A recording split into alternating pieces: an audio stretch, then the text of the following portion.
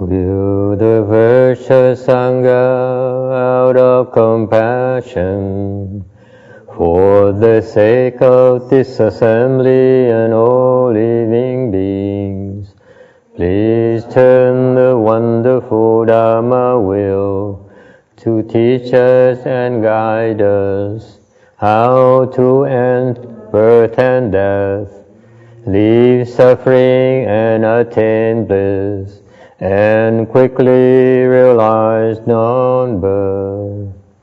Cung thính đại đức tận tình, vì thứ pháp hội cấp nhất thiết chúng sinh, thịnh chiến diệu pháp luân giao đạo mộng, như há liêu sanh thoát tự ly khổ đắc lạc, tất chư vô sanh. Homage to the Blessed, Noble, and Perfectly Enlightened One. Nam mô Sa Nan Thô Su Che Do Ye A La Hơ Đi San Miao San Pu To Xie.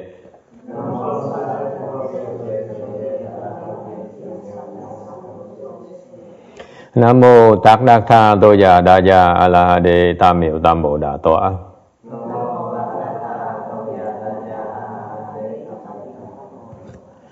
The unsurpassed, profound, subtle and wonderful Dharma in 100,000 million aeons is difficult to encounter. Now that I'm able to see and hear, I will receive and maintain it. I vow to fathom the thus come one's true and actual principles. Wu shang sheng she wei miao fa bai jie wai jie nan zao yu wo jin jie wen de shou zhi yan jie ru lai zhe shi yi. All Buddhas and Bodhisattvas, Venerable Shenhua, Venerable Left Home people, and all good knowing advisors, Amitabha. Chư Phật Bồ Tát, Sư Phụ Sang Rần,各位chủ trì人,各位上智师, Amitabha. Kính thưa Thượng Chư Phật Bồ Tát và Thượng Tiên Hóa, quý vị thầy cô và quý vị thiện tri thức A Di Đà Phật. Today is the 20th of November, 2016. We are in Rosemead, California, to continue discussing the Heart Sutra. We are currently on slide 321. Tấm 321.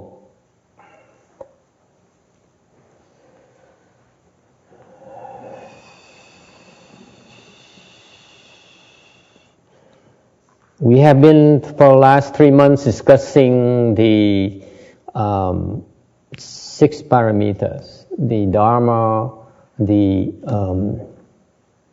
main Dharma of practice for in Mahayana. 3 tháng vừa qua chúng ta liên tục mà giảng về cái lục ba la mật, là một cái pháp chính của bên Đại thừa chúng ta.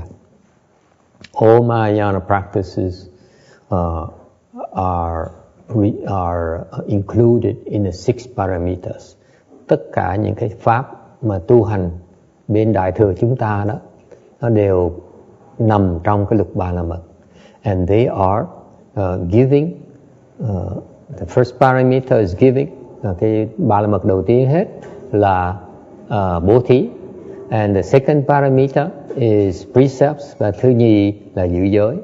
Number 3 is patience. Thứ ba là nhẫn. Thứ tư is tinh tấn. Number 4 is vigor.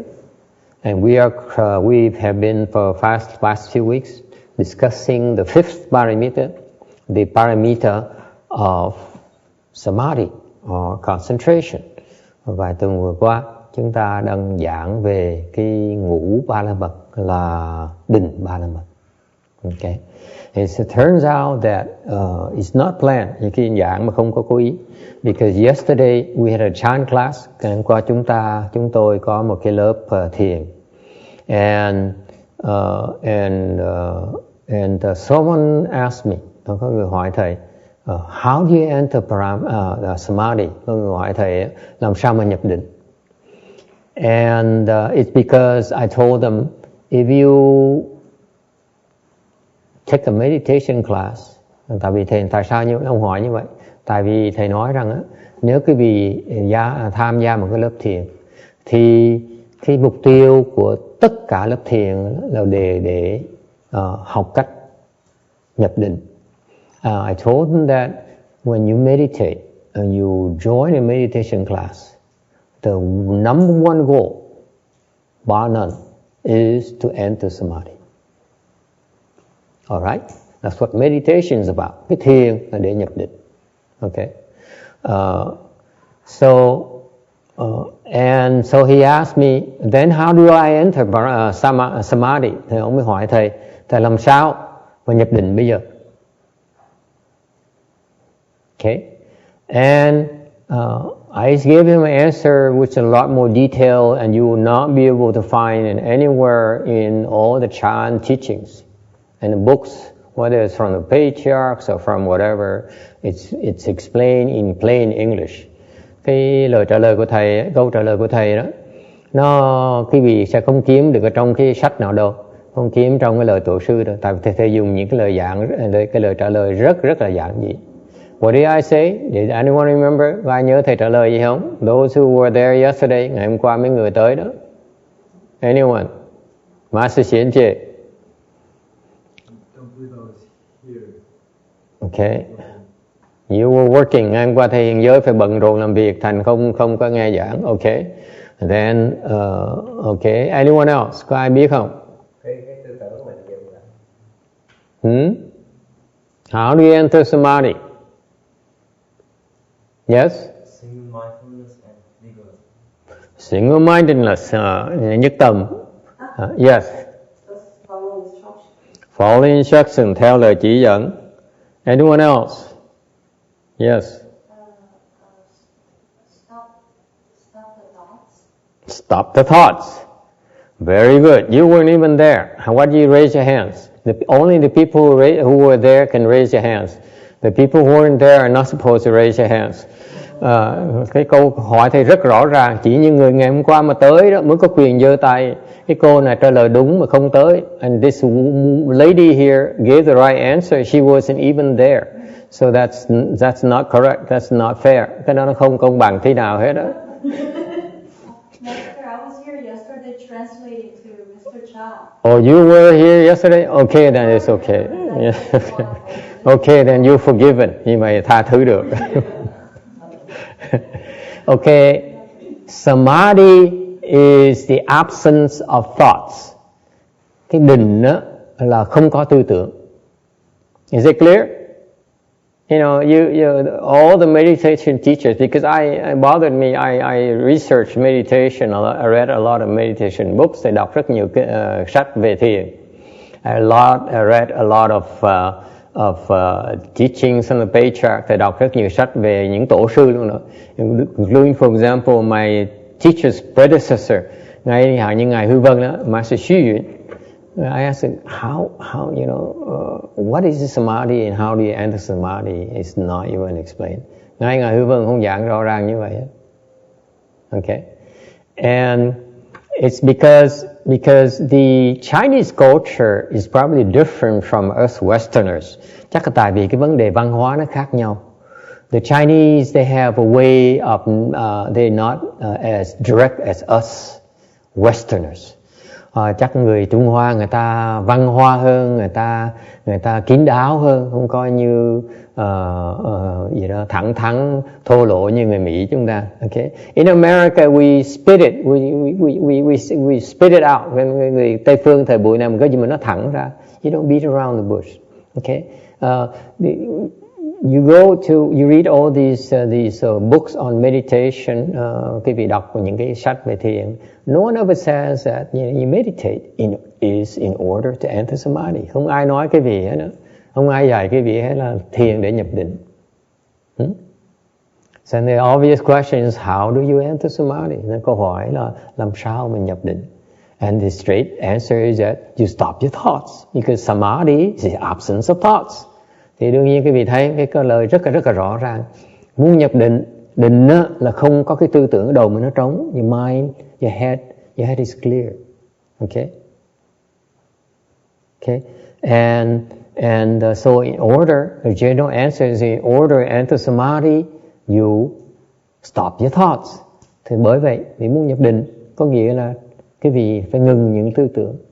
The problem is that you insist on thinking. You're so attached to thinking. Cái vấn đề đó, any Chinese translation? Anyone needs Chinese translation Chinese? Anyone? Có ai cần dịch ra tiếng Hoa không? Because sometimes my Chinese princesses, they take a break during their master's lecture. Tại lâu mấy sư cô người Hoa của thầy họ nghỉ xả hơi một tí trong lúc mà thầy giảng kinh. Anyone needs a Chinese translation? Ai cần dịch ra tiếng Hoa không? No? Okay, very good. Don't be shy. You need a Chinese translation, we just call them here. Ai mà cần dịch nói thầy biết. Mời mấy cô qua. Anyway, what was that? Samadhi is the absence of thought. The absence of thought. So you have no thoughts. That means the problem is that even though you know that you're not supposed to have thoughts, mặc dù quý vị biết quý vị không nên có tư tưởng, and yet you cannot let go of your thoughts. Mặc dù như vậy, quý vị không bỏ được những tư tưởng của quý vị. Okay? That's just a general answer. Actually, there are a million kinds of samadhis. Thì ra, sự thật là cái định nó có cả triệu cái loại định khác nhau. There are a million different types of samadhis or more. And therefore there is a lot more involved than I just told you. Thì ra nó còn phức tạp hơn thầy nói quý vị. Nhưng đều, it's the principle is still the same. Đều cái lý là vẫn chừng đó thôi. Yes. So it seems like entering samadhi multiple times doesn't make you automatically go to the next level, right? Because you mentioned that many people enter samadhi frequently and they stuck in third dhyana for a long time. Yes. The question is as if the point she made is that even if you enter samadhi, it doesn't mean that you will be able to automatically move to the next level, higher level of samadhi. Thế cô đệ tử thầy nói rằng mặc dù quý vị nhập định đi nữa, thì không có nghĩa là quý vị chắc chắn hoặc tự động sẽ được thăng lên cái định cao hơn nữa. That's correct. Okay? Because entering samadhi is not uncommon for the meditation practitioners to be stuck in their current level of samadhis for many lifetimes. Tại vì sự thật á, là những người mà tu thiền nữa đó, họ có thể kẹt vào cái trình độ định của họ đó nhiều kiếp dễ sợ lắm.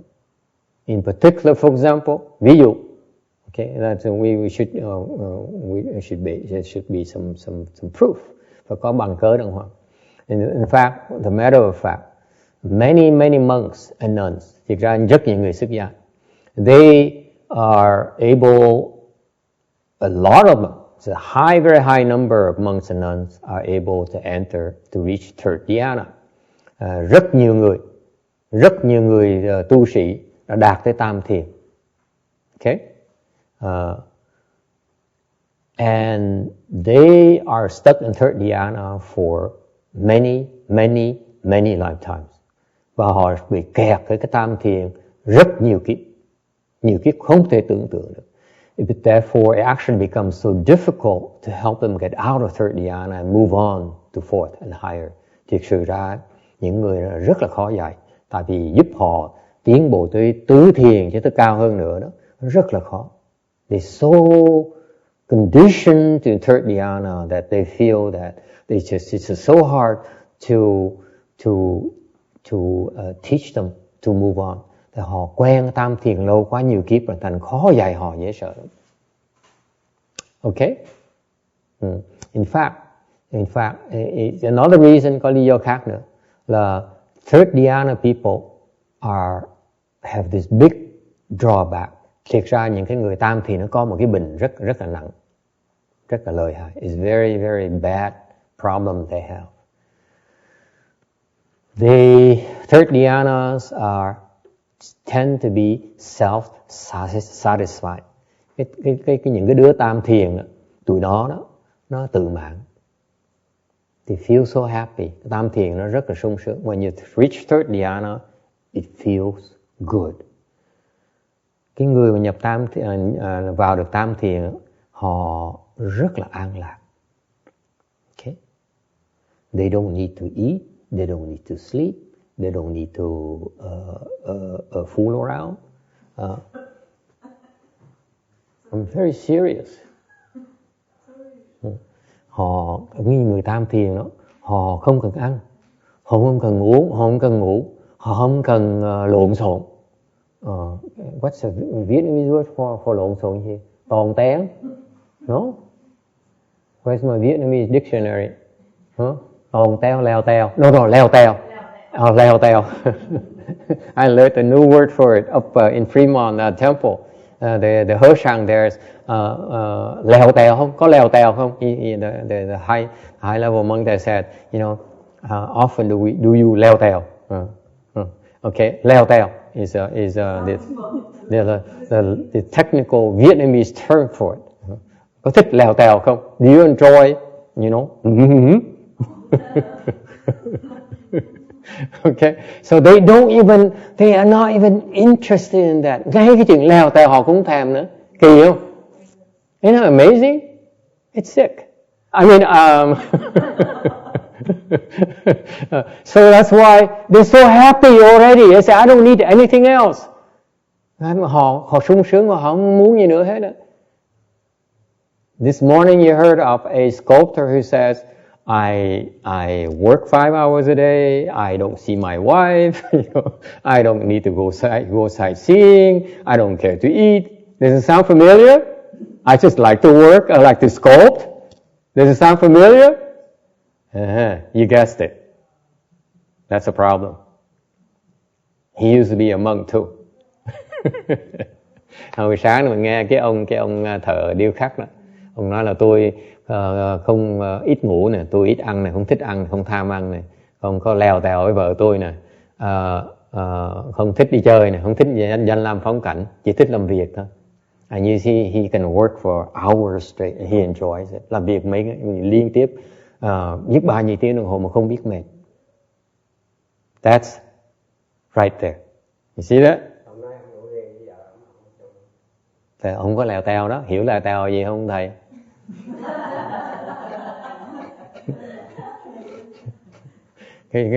cái vùng nhà quê thầy gọi là khều, không có khều nữa.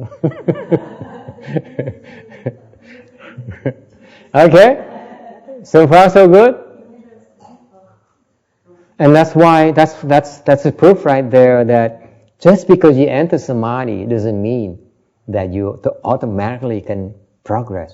Anh nói cái vị biết cái định và nhập định không có nghĩa cái vị sẽ tiến bộ đâu. Okay? Anyway, so in order to enter samadhi, you need to stop your thoughts. Thì nhớ nhắc lại là khi muốn nhập định là cái vị phải ngừng tư tưởng của mình. Okay? And again going back, the reason that you cannot enter samadhi is that you refuse to stop your thoughts. Và cái lý do chính mà tại sao quý vị không thể nhập định được.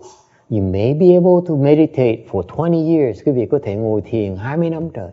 And yet you still don't know what first dhyana is. Rất nhiều người thiền mà họ không bao giờ nhập được sơ thiền. Can you imagine? Quý vị tưởng tượng được không? I met people who've been practicing, who've been meditating for 10, 20 years, they are not even first dhyana. Thầy biết rất nhiều người họ thiền 10 năm, 20 năm trời mà chưa bao giờ nhập được sơ thiền. Think about it. Why? Why not? Tại sao như vậy? Because they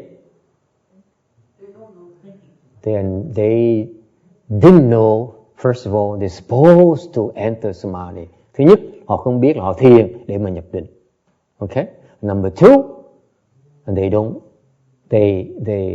they are so attached to their thought. They think that thinking is normal. Thứ nhì, họ nghĩ là suy nghĩ là chuyện thông thường, chuyện tự nhiên. Questions or comments? Có ý kiến thắc mắc gì không? Yes. So Master, like the sculptor, he's by creating all the sculptures and working in at temple. Yes. Isn't he accumulating tremendous blessing for himself? Yes. But that's nothing to do with the samadhi level. Like it wouldn't help him to go up next level, like for example. The question is, let me repeat the question in English. It says that this sculptor here has been creating blessings, sculpting a lot of Buddha statues and doing a lot of good things and being a devout Buddhist and so on. And he enters samadhi often, practically every day. Yeah, practically every day.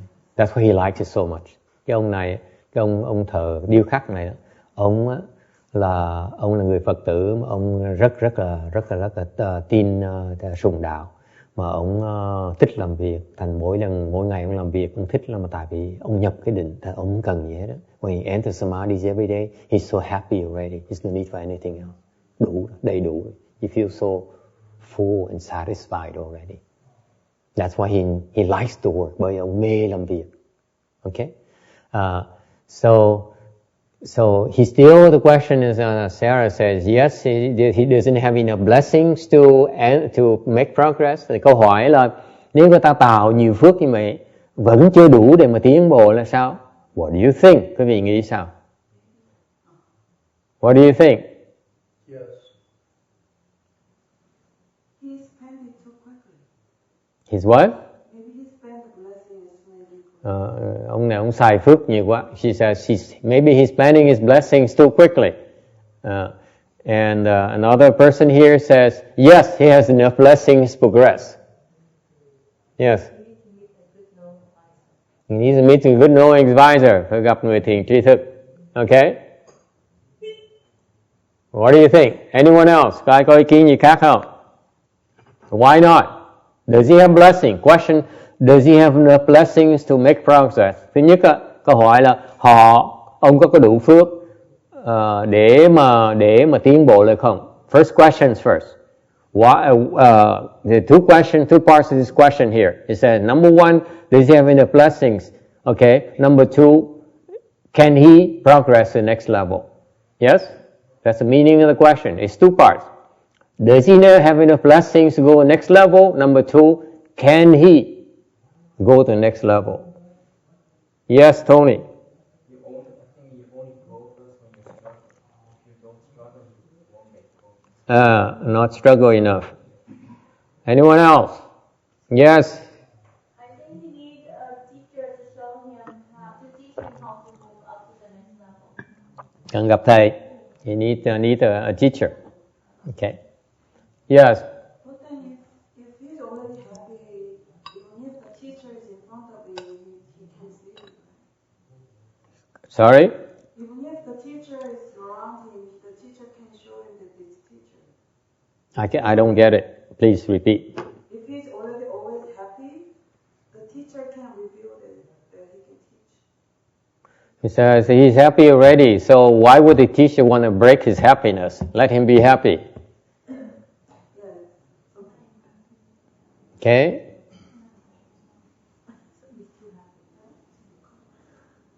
Okay. So what the answer? Trả lời là sao?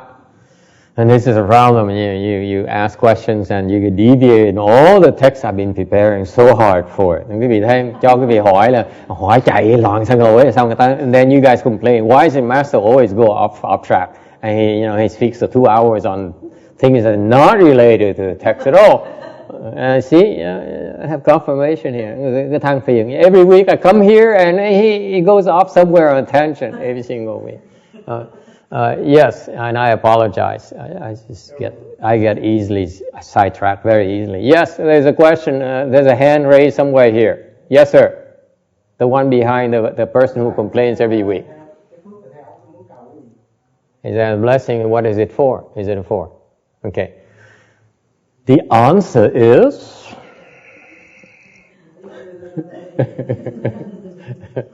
and the answer is the first question, does he have enough blessings to progress? Yes.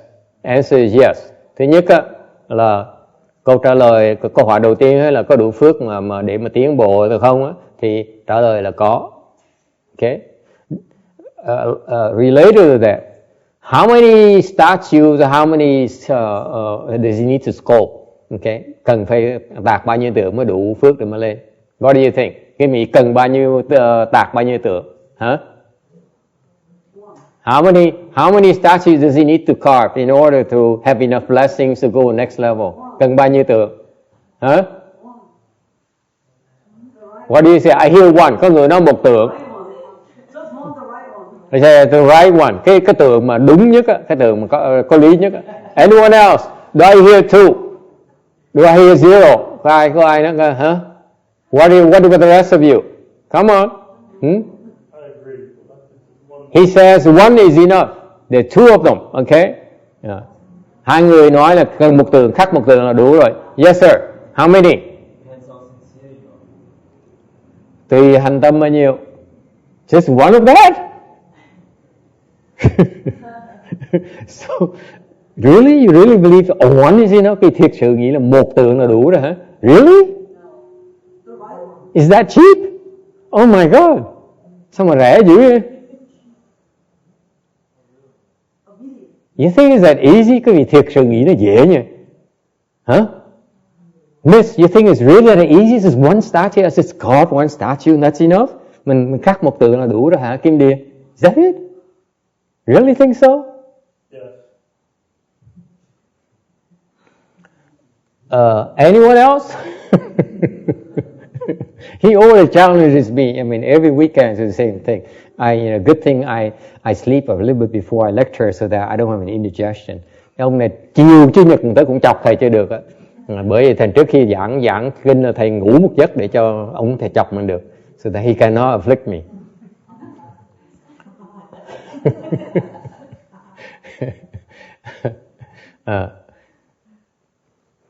One bow is enough.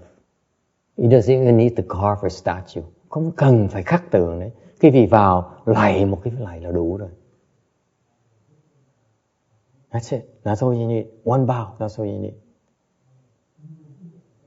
And the young lady says, then why do you make me come to the temple so often? Cái cô trẻ cô nói tại sao ông cứ bắt tôi tới chùa hoài vậy? Why? One bow, that's all you need. Cần một lạy thôi. You guys are wasting your time. Quý vị là quá thừa rồi. You are so blessed already. Quý vị quá nhiều phước rồi. Không cần tới chùa này. Don't need to go to the temple anymore. That's it. That's all you need. Nghe cô? Susan, what do you think?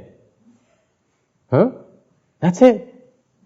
It turns out, what's my basis?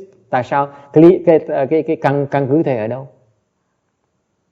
Shakyamuni Buddha says, tại vì Thích Ca Mâu Ni Phật nói rằng, he says, you see the Buddha statue, quý thấy cái tượng Phật, you go, you become a Buddha. Đức Phật nói rằng, Thích Ca Mâu Ni Phật nói rằng, quý vị thấy tượng Phật mà chỉ nhích cái đầu cái để mà chào như này, you just do this to acknowledge the Buddha statue, you will become a Buddha.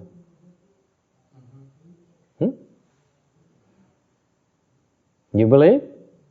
Quý vị tin như vậy không? Đức Phật nói như vậy, chỉ cần gọi là chào như vậy thôi là đủ. You don't even have to do this. Làm như vậy, if you do this, you're so blessed. Quý vị tưởng tượng khi mình chắp tay lại như vậy, quý vị bị phước chừng nào không?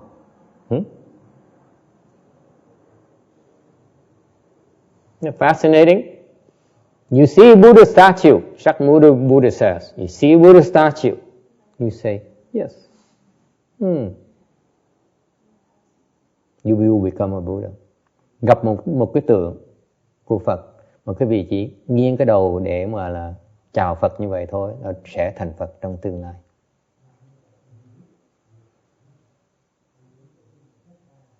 Okay, and therefore the proof is that he has plenty of blessing to move in next level.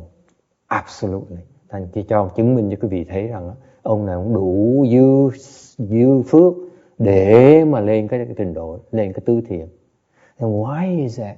These monks and nuns, they are stuck there for so many lifetimes.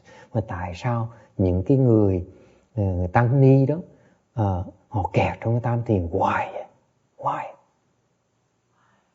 Why? Tại sao như vậy?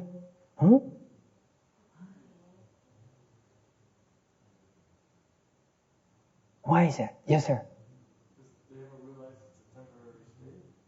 They haven't realized what? It's a temporary state. Vẫn chưa biết đó là cái trạng thái tạm thời. No. Why? Why not? Yes, Tony. Maybe they are họ tự mãn. Yes, they're self-satisfied. Yes, Vicky. Because of their attachments. Cái chấp trước của họ.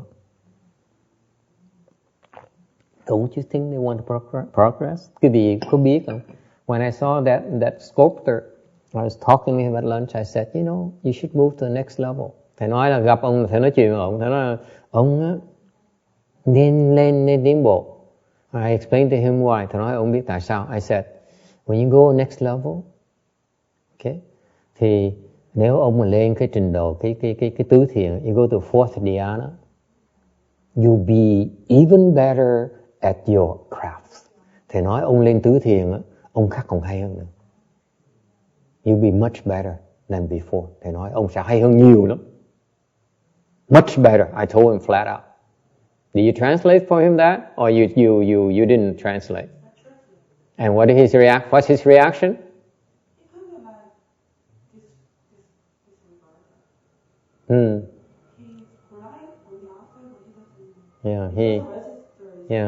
He doesn't get it. Nghe mà không tin. Why is that? Tại sao vậy? Huh? No, he's not blessed. He has plenty of blessings already. Có đủ phước mà sao thiếu phước? How can you say he's not enough blessing? Yes. Because he's very self-satisfied. He's self-satisfied. Huh? No need, right? Không có nhu cầu. Yes? He's no need. He's happy already. Yeah. Có phước thì không chịu sai. He has the blessings, but he's not willing to spend it. Isn't it amazing? Yeah. Có phước mà không chịu sai.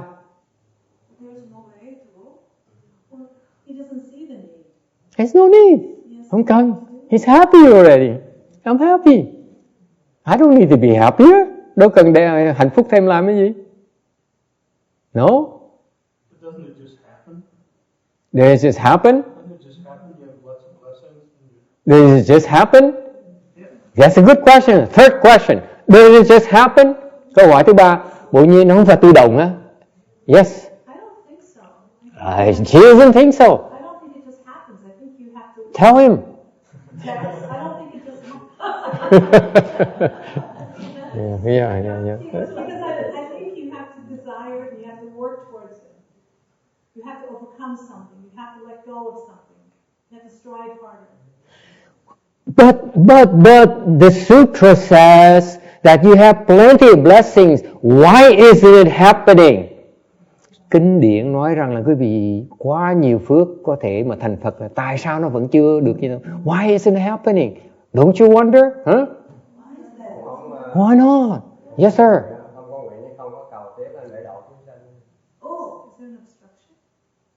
Obstructions? Yes. You have blessings, you also have obstructions. Mình có phước, mình cũng có, đồng thời mình có cái trở ngại. obstructions. Yi Zhang.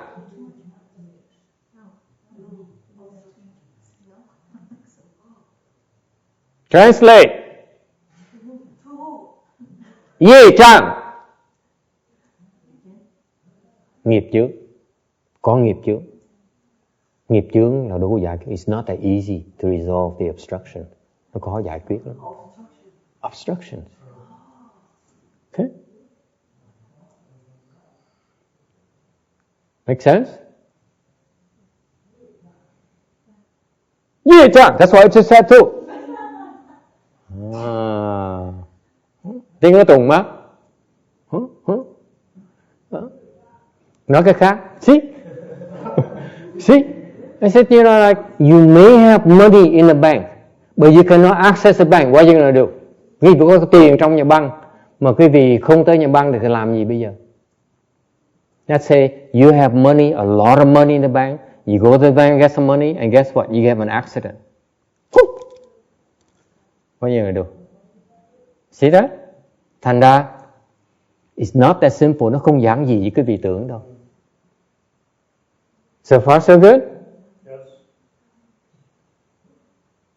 Okay, so it's not automatic. Nói sao chứng minh cho quý vị thấy rằng nó không có tự động đâu. What's another reason? Lý do thứ nhì là sao? Here's what happens. You may have the blessings, okay, but you also need the conditions. That's what called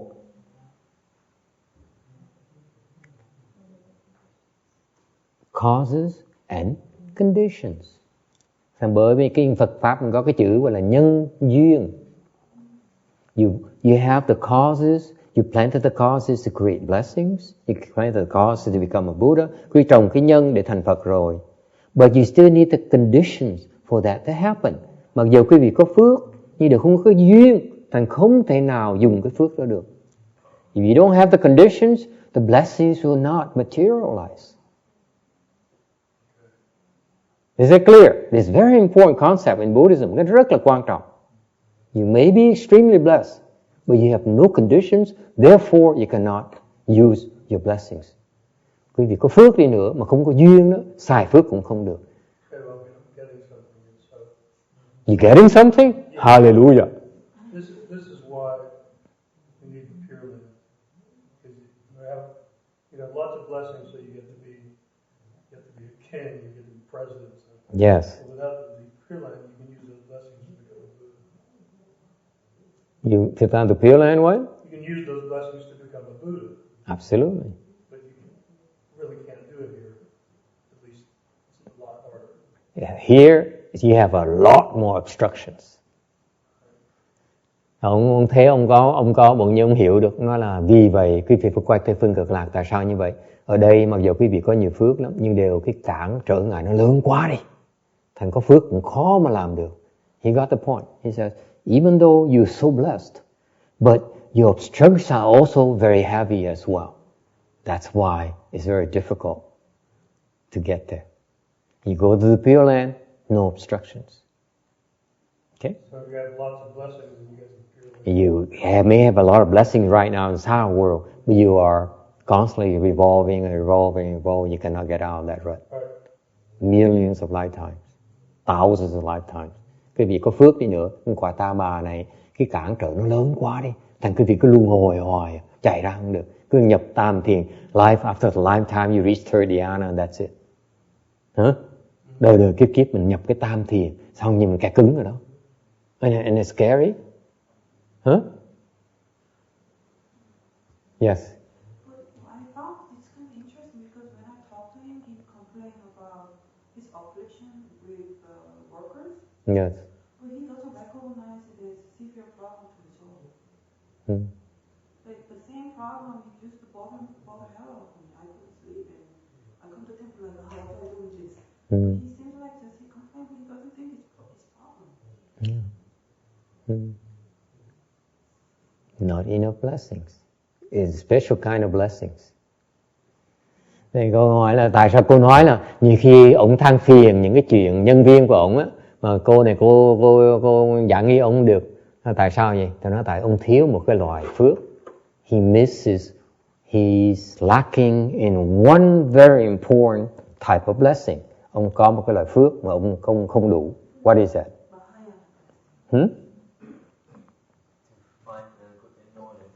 That's right. Không có phước để mà gặp thầy. Không phước gặp thầy, không có phước để gặp thiền tri thức. Okay? May I explain to you? Explain this to Susan and you don't fall asleep. Okay? Này giảng cho người ta biết. Okay? You may go to the temple. Quý vị có tới chùa. You may cook in a temple for 20 years. Quý vị có thể vào chùa mà làm trong nhà bếp 20 năm trời. Okay? And then, but before you leave, trước khi quý vị, you still go and mop the living room. Hint, hint. Rồi trước khi mà đi về đó, sau khi làm mỏi ở chùa rồi, làm công ở chùa rồi đó, trước khi đi về còn chạy vào chùi cái hủ tiêu nữa. You know? For 20 years, 20 năm phút. That's a lot of blessing. Phước nó lớn dễ sợ lắm. And still, you cannot get a good no advisor. Mặc dù như vậy, cũng không có gặp được thiền tri thức đâu. You cook in the kitchen, quý vị nấu trong nhà bếp. You mop the bathroom, quý vị chùi cái phòng cầu tiêu sạch sẽ. Okay? Doesn't mean that you'll be taught. Không có nghĩa quý vị sẽ được dạy đâu. It only means you'll be very rich. You have restaurants. Có nghĩa sau này quý vị có nhiều nhà hàng lắm, you know. And you have a multi-maid service that cleans bathrooms among houses. Hoặc là quý vị có cái hãng để mà đi chui nhà cho người ta ra mà rất nhiều. You become so rich. Okay? But it doesn't mean you'll be taught. Không có nghĩa quý vị sẽ được dạy.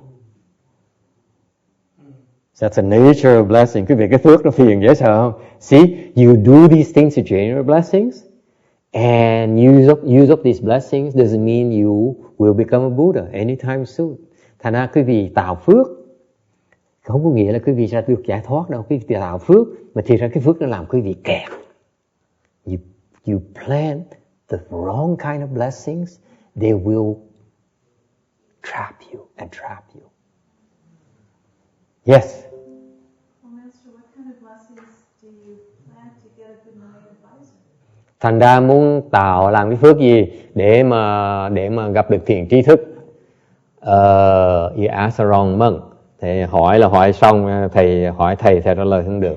Hỏi sai người rồi. Why is that? My master only taught me 3-4 times.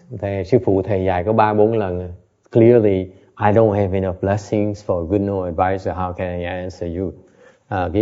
Sư phụ thầy dạy thầy có 3-4 lần. Chứng minh cái vị thấy là thầy không đủ phước để gặp thiền tri thức. Sao thầy dạy cái vị được? See? Text agrees. Only to put me down. Mỗi lần cái gì mình làm thầy xấu hổ. Xấu hổ thì ông đồng ý. You have, you know, it takes a lot of blessings to meet a good no advisor. Gặp cái người thiền tri thức nó rất là khó. Very, very difficult. Khó dễ sợ lắm. Yes.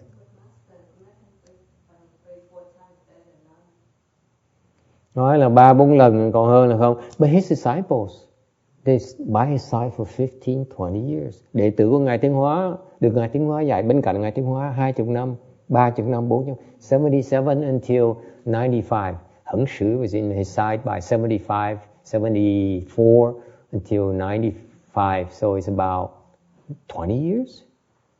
Như thầy Hằng Thật đó, là bên cạnh Ngài Tiến Hóa, được Ngài Tiến Hóa dạy 20 năm trời. Okay? 20 years. That's a lot of blessing. Cái vị phước nó lớn chừng nào không? So anyway, it makes me depressed. Giảng tới đây thầy chán đời quá. Okay. Let me recover. I get afflicted. Cái chuyện là làm thầy phiền não dễ sợ lắm. Okay.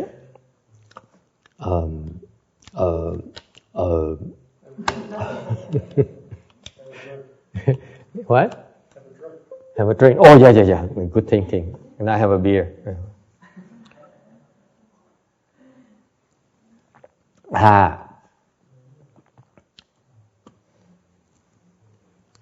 Yes? The master, he's still your master.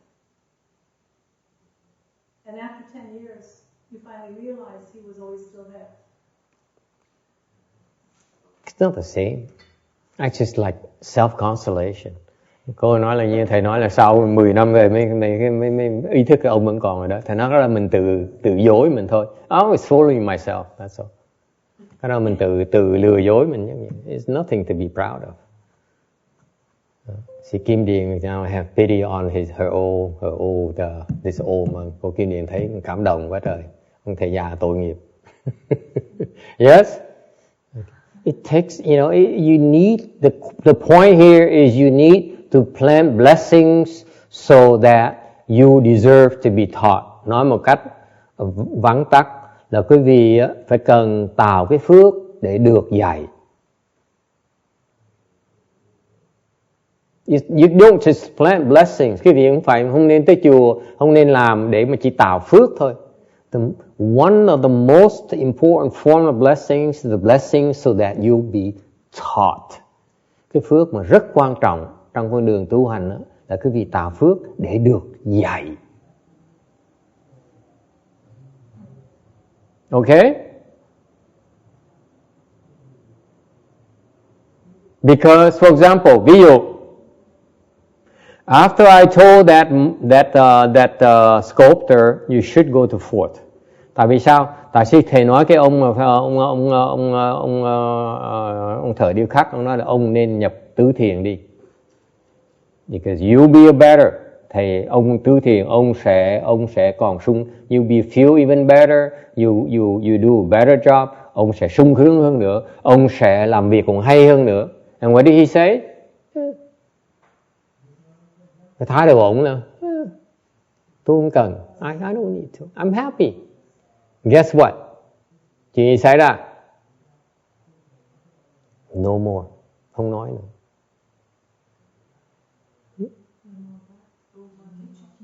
No.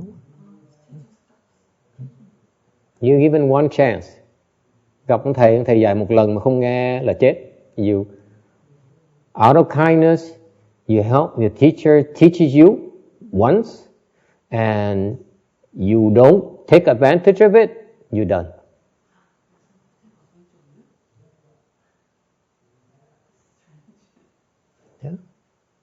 Yeah. On the other hand, if you go to the temple and you come see me every day, then every day is different. But when in Mahayana, when you meet a good no advisor, you have to be very careful. Thành bên đại thừa mình gặp cái thiền tri thức khó dễ sợ, thành biết lắng tai mà nghe. You learn to pay attention to the instructions because they only come once. Thường tới một lần thôi. It's not repeated. Không nói lần thứ nhì đâu. That's Chan school. Cái đó là thiền tông đó. One chance. Thì cái học trò nó ngu quá, thành nó phải nhắc lui nhắc tới mỗi ngày. Sometimes your two students are so stupid, you have to repeat it, week after week, after month, after years, and after a couple of years, just go away, go home, sau 2 năm, thôi về đi, con đi đi, don't bother me anymore, đừng làm phiền tới nữa. Okay? Because every time you taught, you use up a lot of blessings. Mỗi lần mà được dạy, tốn phước dễ sợ, thưa quý vị. You use up your blessings. And that's why the instructions are given out very, very, very sparingly. Tại mỗi lần mà được dạy như vậy, tổn phước dễ sợ, thưa quý vị. Thành ra dạy rất ít mà dạy. Chừng nào lâu mới dạy thôi. Tại quý vị không đủ phước, because you don't have enough blessings. So far, so good? Yes. If somebody never cultivated before, and then they're in desire realm, and go to a temple and the monk give the advice, and the monk is like just like maybe fixed samadhi or sixth samadhi or arhat. Do you also spend a lot of blessing? I'm sorry, what's the question again? The teacher is a low level samadhi, like Dhyana or formless brother or arhat, and then they give you advice. Do you still spend a lot of blessing from that? Yeah, every time that someone teach you, give you advice, you use up a lot of blessings with that particular teacher. They use up the blessing with that particular person. Mỗi lần một người dạy quý vị dùng cái phước với người đó. Okay, and that's why you keep on coming and plant blessing. Bởi quý vị tới mà trồng hoài vậy, you keep on planting and planting. Okay. So for example, you plant blessings in the wrong places, you'll be given wrong advices repeatedly. Nói cái khác, nếu như quý vị tới mà trồng cái phước với cái chỗ trật á, cái ông thầy cái dạy thầy trật hoài. I mean, they teach you the wrong stuff over and over again, lifetime after lifetime. It's okay, follow me. We go to hell together. Cái gì cứ tới cúng tao đi, rồi mình sẽ rủ nhau đi xuống địa ngục với nhau. Thầy trò mình có với nhau. We all be together. And next time, we're still together. You see, I love your loyalty. Very good. Keep coming. Because the teacher says, plant blessings for me, instead of saying plant blessings for your liberation. Thành cái việc phân biệt, ông thầy mà nói mày cúng dường con cúng dường cho thầy á, cái đó là cái là nó khác với ông thầy nó con cúng dường với sự giải thoát của con. Yes. Anyway, we get sidetracked again. Cứ lạc đường hoài. Can we go back to the lecture, please?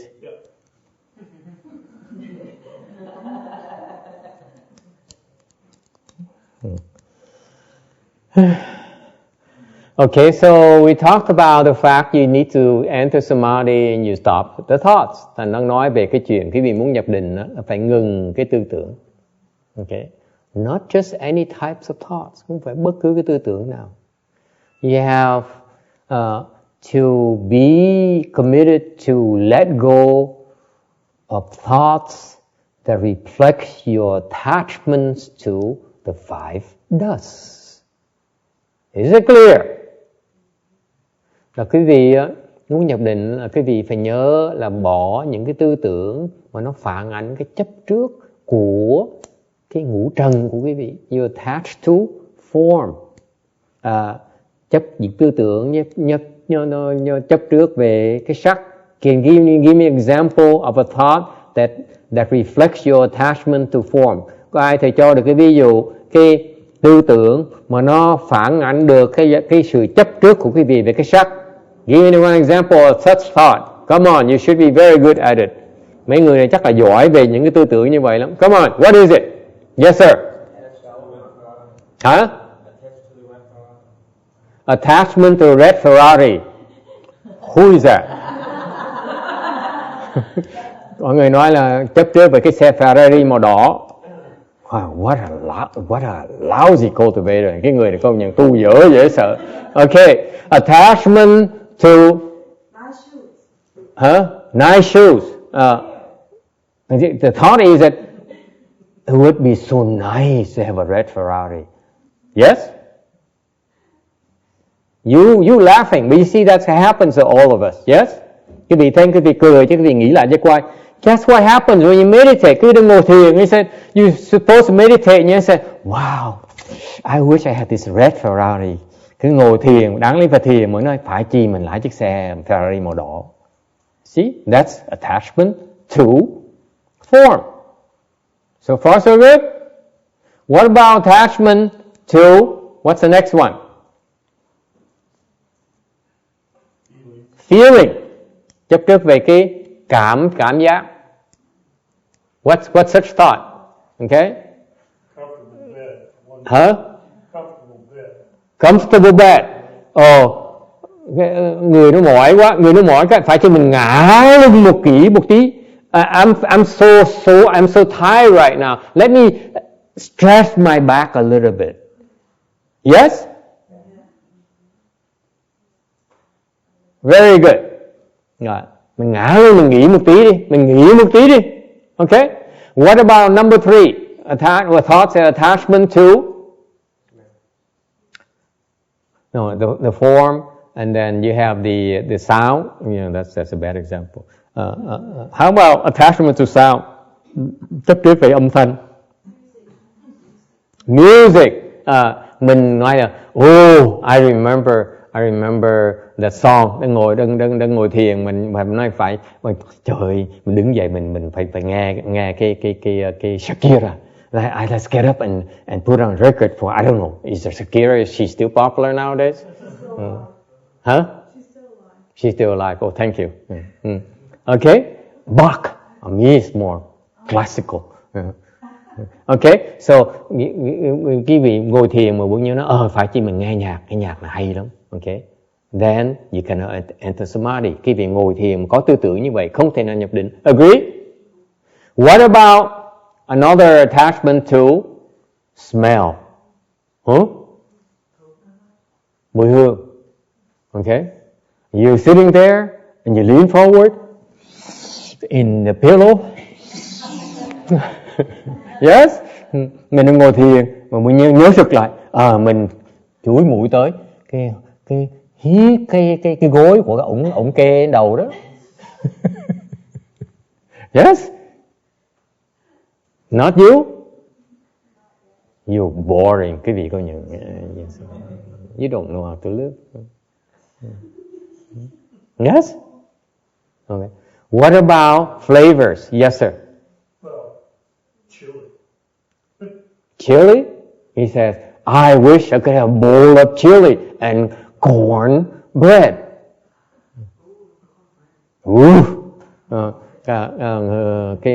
Cái hương vị đồ ăn phải như ăn cái phở tái nạm. Yes? Or you know what's funny? I talked to him, Sarah, remember I talked to Mr. Chai yesterday. He says, I've eaten seafood, I've eaten, Vietnamese, I've eaten steak, I've eaten everything. So tonight, I want what? Kimchi. Ngày hôm qua ông nói tôi ăn đủ thứ, mấy ngày này 10 ngày tôi ăn no nít mà ăn đủ thứ ngon vậy sợ. Tối nay tôi thèm ăn gì? Thèm ăn kimchi. You make it sound like he's not attached to food.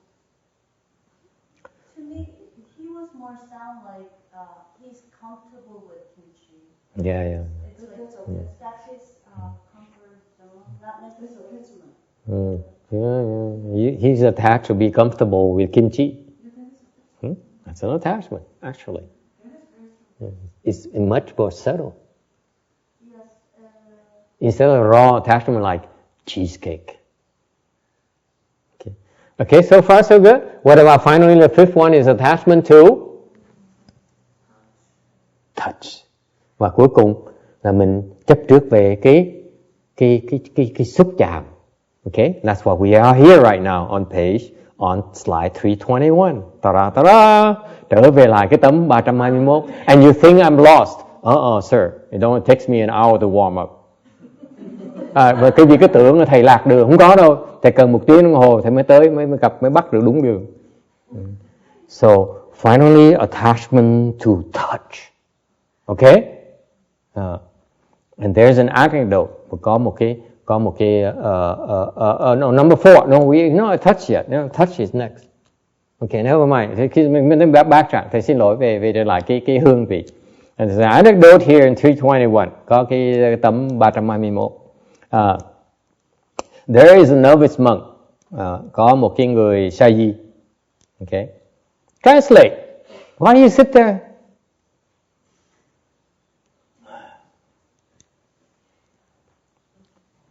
Translation meaning you hear, you open your mouth. You hear, you open your mouth. You know what I'm saying? That's how she translates. And that's just like Sarah. This is the problem with using unprofessional translators. Những cái cô đại hàng này cũng vậy. I was sitting, have lunch, have tea this morning with Mr. Chai, telling a lot of stuff. And I look over and Sana, oh really? Vậy cô Đà hàng sáng uống trà với ông kia cũng vậy, thầy đang nói về cái chuyện nói chuyện vui với ổng, mà cô nghe cô thích thú ngồi về hả thầy. Chán đời vậy sao? Anyway, so there is a novice monk, and this is a novice and I love scream and always thinking about it. Cái ông sa di này mê ăn kalem vậy sao? Okay, mà cứ nghĩ tới kalem hồi. Sounds familiar? Huh? You love to eat something, you're always thinking about eating something. Cái vì thích ăn, mê ăn là cứ nghĩ đồ ăn rồi, right?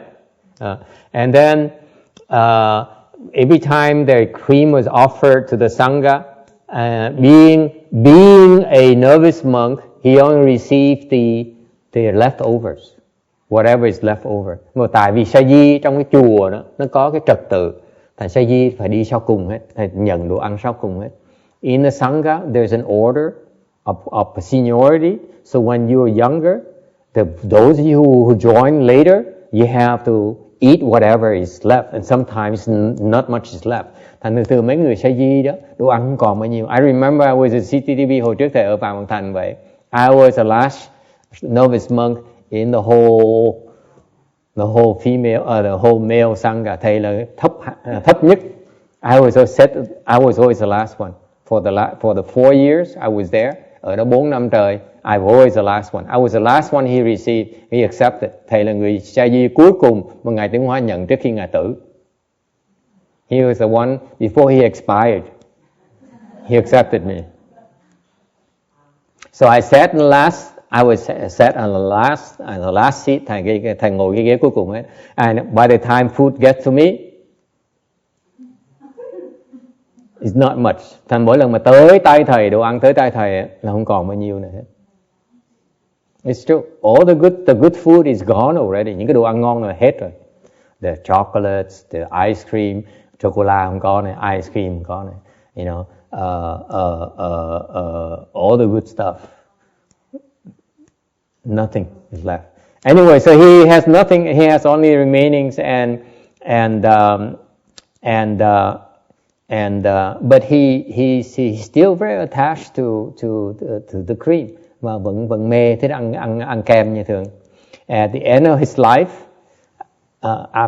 when he died, he was born in a cream pitcher. Thành lúc mà vì cái chấp trước về ăn kem đó, thành ra khi mà chết á, thành sinh làm con bò, mà con bò nó ở trong cái hũ kem đó.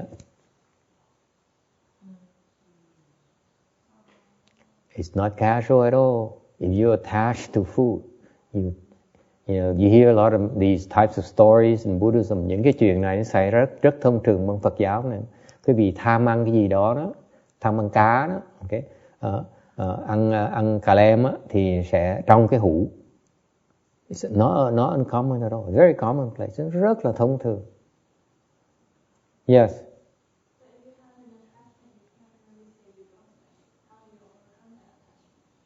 If you have attachment to cream, listen to the rest of the story, you find out. So his teacher was an arhat. Somehow he died as câu chuyện ông nói là ông này ông chết sa di mà chết sớm, chết yểu. He died young as a novice monk. And he's born immediately into a cream pitcher. Thành vì ông này sa di, ông chết yểu, thành ra ông được sinh vào cái hũ kem ngay lập tức. Thầy ông sư phụ là A-la-hán biết là ông này sinh vào cái hũ kem. His teacher, being an arhat, knew that he became an insect in the cream pitcher, and he says, "Hey, careful! Do not hurt my student." Ông nói là cẩn thận nha, đừng có giết học trò tôi. He says, "But that's a bug. Why are you protecting him?" Nói là mấy ông sư khác mới hỏi là cái này con bọ mà sao mà thầy bảo vệ làm cái gì mà gọi nó là còn đệ tử mình nữa. He says this insect here was the last novice that died, and this is why, because his very heavy attachment to cream, he was born into this cream pitcher right away. Vì cái lòng chấp trước về cái đồ kem đó, thành ra ông Saji khi mà chết đó, lập tức sinh làm không bỏ trong cái hũ kem ngay lập tức. Isn't that amazing?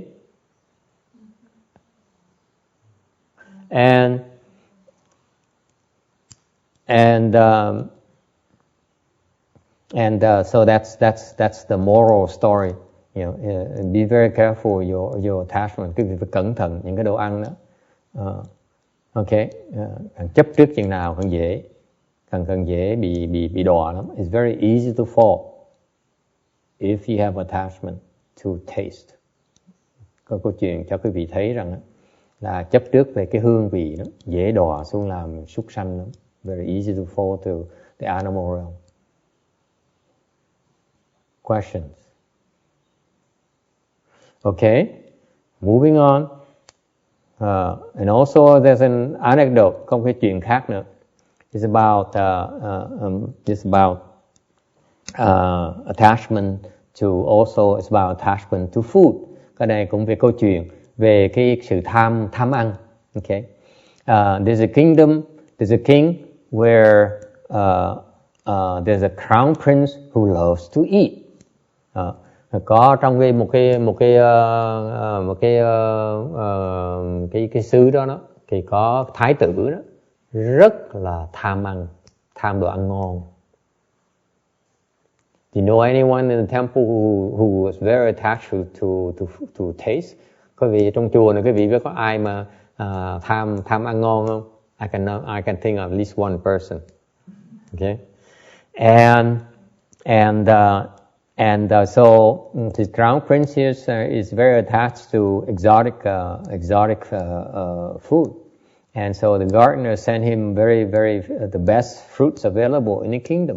Cái ông giữ vườn đó của nhà vua đó mỗi ngày đem những cái trái hoa quả mà ngon lành, mà quý nhất, wow, ngon thơm ngon nhất cúng cho thái tử.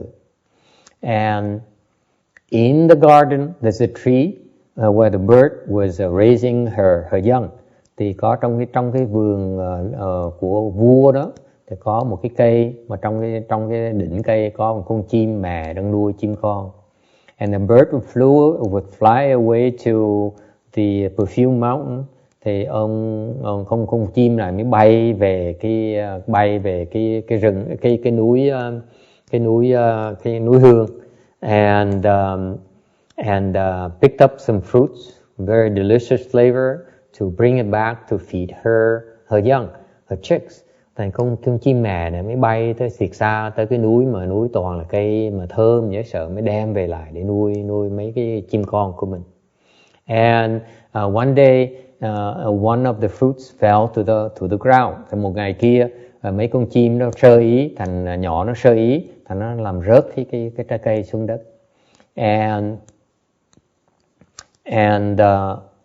the gardener noticed it and brought it to the king. Là cái ông giữ vườn đó mới thấy trái cây thơm quá, mới đem tới cúng dâng cho vua. Next slide, 323, tấm 323. The king was very impressed with the perfume and the color of the fruit. Ông vua rất là thích cái mùi hương, cái thơm và nó đẹp của cái trái cây. And he gave it to his son, the crown prince. Và ông cho thái tử cưng con lắm. And the crown prince ate it and it was very enamored. So he asked for it every day. Ông thái tử ăn ngon, thấy vừa thơm ngon, thích quá, mỗi ngày đòi. Okay, and because and since if he didn't get the fruit, he would refuse to eat. Mà nếu không chịu cúng, không chịu đưa cho ông ăn trái thơm ngon như vậy thì ông không nhất định ăn, không chịu ăn. And no matter what the gardener says, I just found food is one thing, I have no idea where it came from. Ông giữ vườn ông mới nói là thiệt ra là tôi không biết nó từ đâu tới, chỉ lườm được một lần thôi. And the crown prince will not hear of it. He says, I need to eat the fruit. I want to eat it every day. Các từ nhất định đòi ăn. Okay. And so the gardener went back to the fruit where he found it, the tree where he found the fruit, and he noticed the birds, and so he figured that the fruit is probably from the bird's nest. Thì ông giữ vườn mới trở lại cái cây mà kiếm được cái trái cây đó, mới thấy được cái tổ chim ở trên trái cây. Ông nói chắc là tại cái trái cây từ cái ổ chim nó ra. So he climbed up the tree, mới leo lên cái cây.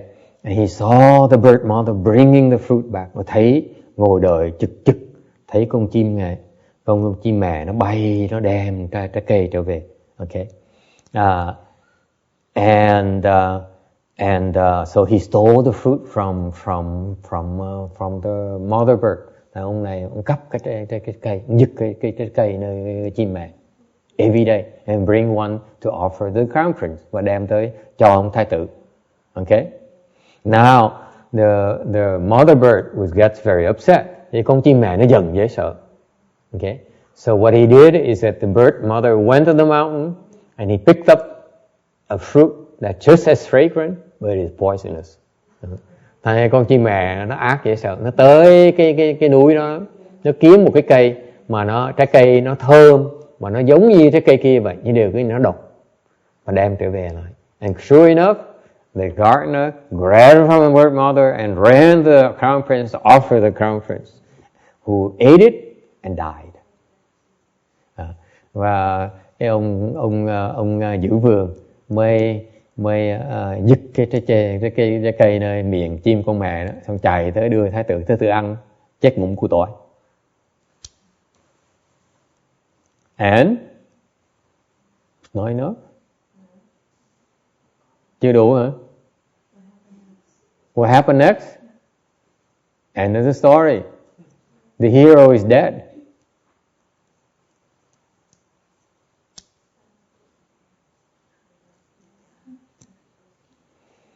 This is not a James Bond story. Hỏi gì còn gì nữa thầy? Thầy nói đâu phải là chuyện điệp viên 7 đó, 007 đâu. Yes, question. It's a dumb thing, but I think they probably killed the gardener too in the end. Just looking at the entire as a setup. For this, the gardener actually was killed, and his son was killed. His father is killed as well. Tru di tam tộc. Cái tội này là tội tru di tam tộc, quý vị biết không? Tru di tam tộc, mình bị giết tại vì mình là phạm tội. Cha mình bị giết, mẹ mình bị giết tại vì hai cái người đó tạo cái chủng tử làm tội này. See, you killed because you are a murderer. Okay? And your parents are killed because they produce you. So far so good? And then your son and your children are killed because your seed is in them. Và con cái sẽ bị giết hết tất cả tại vì quý vị truyền cái chủng tử mà giết vua đó cho con cái mình. It's just fair. Tru di tam tộc. In Vietnamese, it's called Tru di tam tộc. You come here often enough, you become fluent in Vietnamese in no time. Tru di tam tộc. That's all I know. Phải là họ như họ Quỳnh của người cha chết hết luôn, mấy chú cậu chết hết rồi, họ của người mẹ nữa. Họ người mẹ của người Đức, cái người chết đó, là ba dòng họ, như họ Lê là giết hết luôn.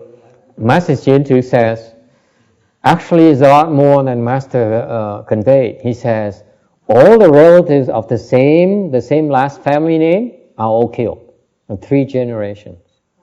Ông thầy hiền trì còn ác hơn thầy nữa. Cái tru chéo, my tru di tam tộc is only that family. His tru di tam tộc is all the relatives. I mean, this man is cruel. Cái ông sư này ác dễ sợ luôn.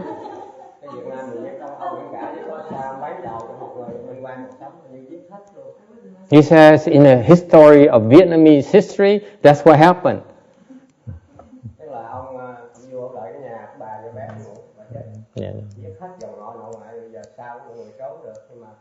cái đời thứ ba nó minh quan đó không sao, thì giờ còn một người họ nó sống. He says, that's what happened in history, Vietnamese history. It's very gory. Cái lịch sử Việt Nam mình chảy máu đầy sông hết. Yes, back there. What? 9 generations? That's Cambodian. It's not Vietnamese.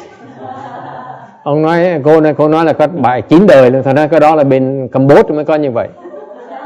You heard of killing fields? You cứ nghe cái chuyện mà the killing fields? Oh, that's Cambodian. Cambodia is even worse. Cái tụi mấy người Cambodia còn tệ hơn Việt Nam mình nhiều nữa. The Cambodia is much worse than the Vietnamese. Anyway, isn't that cool? That's what happens when you attach to flavors. Cái vì mà tham ăn á, là tự hại mình. You are only hurting yourself when you insist on being attached to flavors. Nhắc cái vị tham ăn á, thiệt ra đang tự hại mình.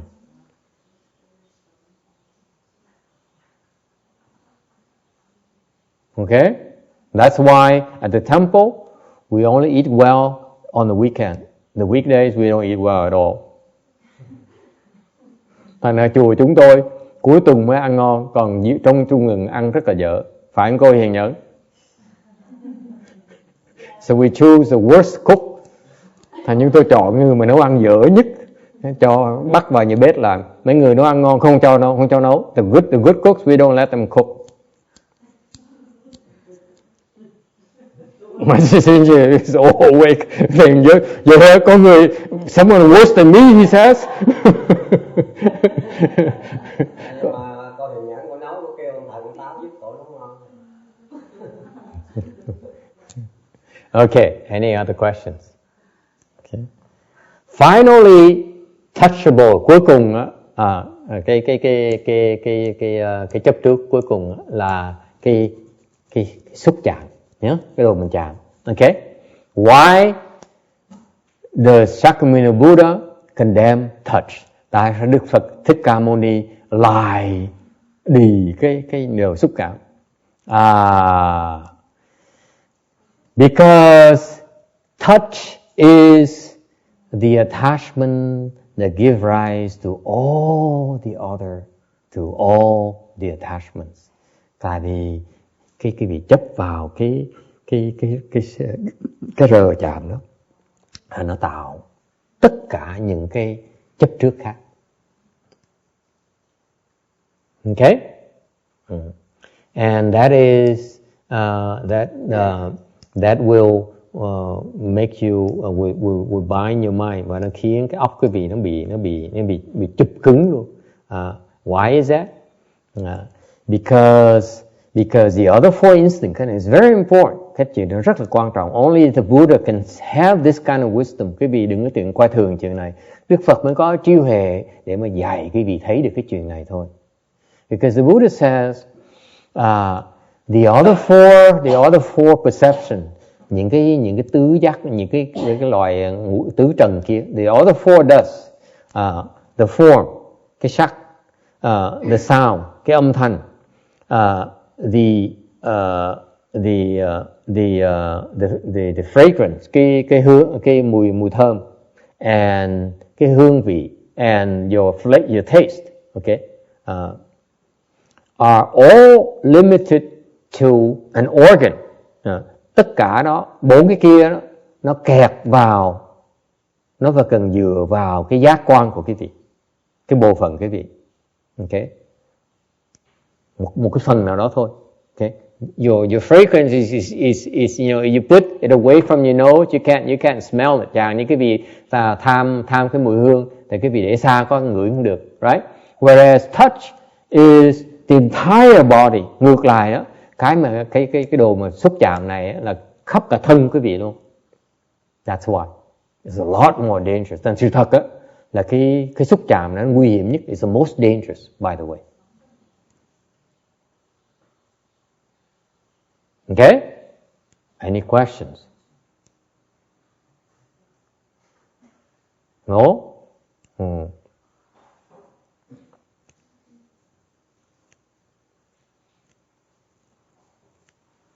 Và nó khó bỏ lắm. It's very difficult to let go of this attachment to the touch. Cái mà chấp trước về cái cảm xúc này nó khó mà bỏ, dễ sợ. Agree, disagree. Cái gì nghĩ lại, think about yourself. Nghĩ là cái quán là mình think about how you function. Nghĩ là cái cá nhân mình đi. Is that true or not? Cái vị đồng ý hay không đồng ý? Agree, disagree. Đồng ý hay không?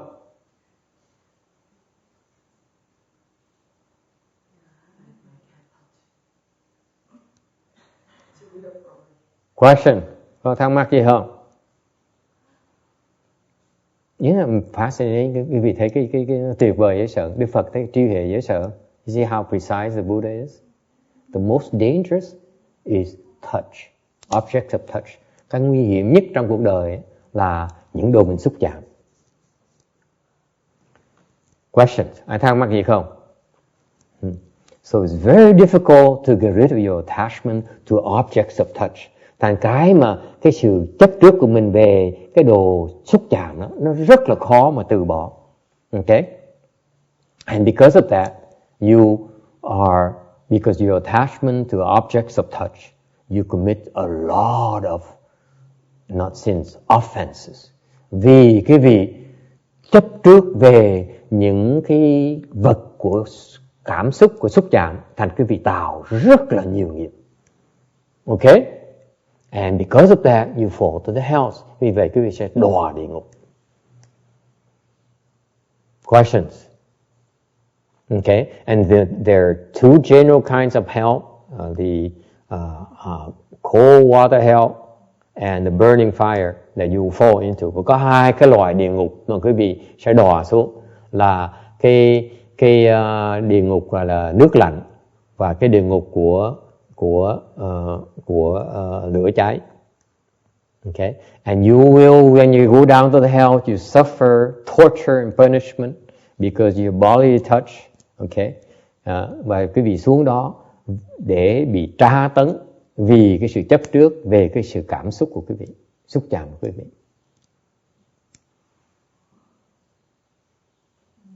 Everyone's wide awake. Ai cũng tỉnh, mắt mở thao láo, including Julie. This is very, very serious. Cái này nó rất là nguy hiểm. Alright?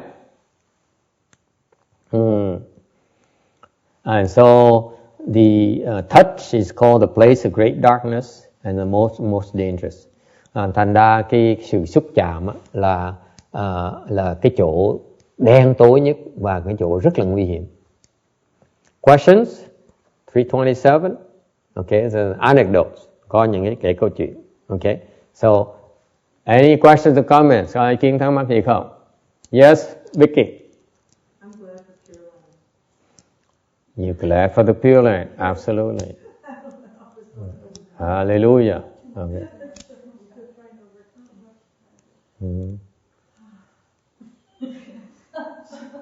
Did you know? Okay. In for left home people, quý vị biết những cái người xuất gia đó.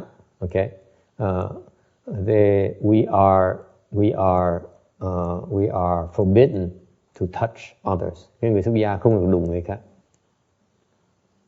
That's why you went to the Thai temple, you offer something to Ajahn, he rolls out this thing here, and you put it there, he rolls back. Especially, you look kind of weird. Mấy cái người phụ nữ đó, người tới gần mấy ông tăng bên Nguyên Thủy là ta để cái khăn ra, vất cái khăn, xong quý vị đằng kia xong mới nó kéo lại.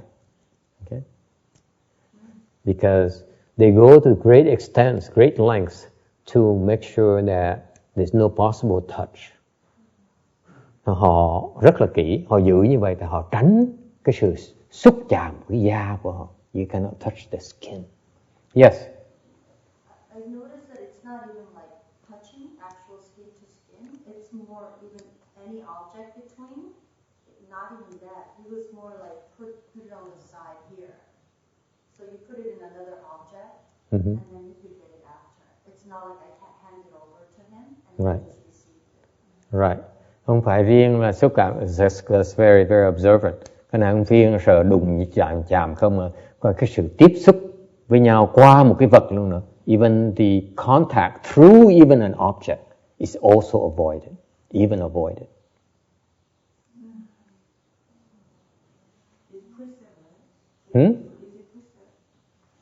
There's a lot of precepts that forbid us to generate contact.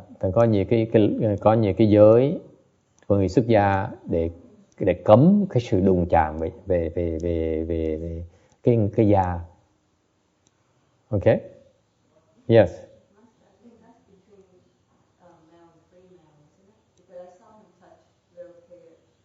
You touch little kids? Ông nói là the question she says is that she saw Ajahn touch little kids. So she feels only between Ajahn and the female and the males.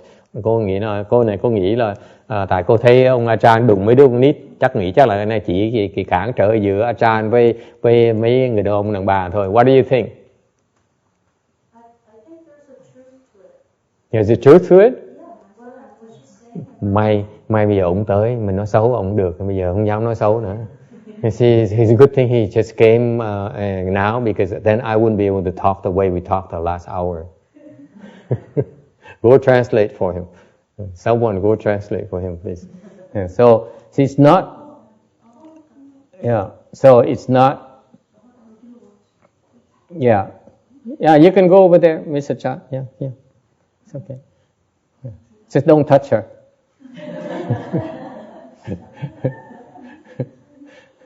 Thầy nói ông tới ngồi bên cạnh nhưng đừng có đụng cổ học trò của tôi. Please don't touch my student.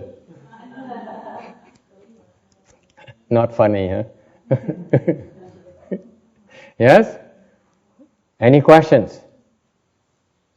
Yes?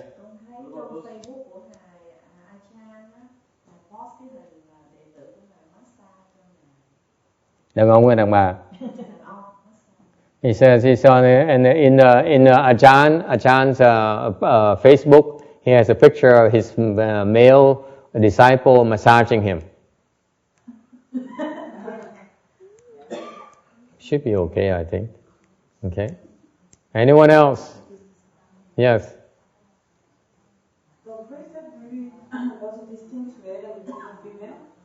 Yes, the precepts only is a distinction between male and female. As back then, you know, the bisexuality is not. There's no term for it in Hindu. Oh yeah.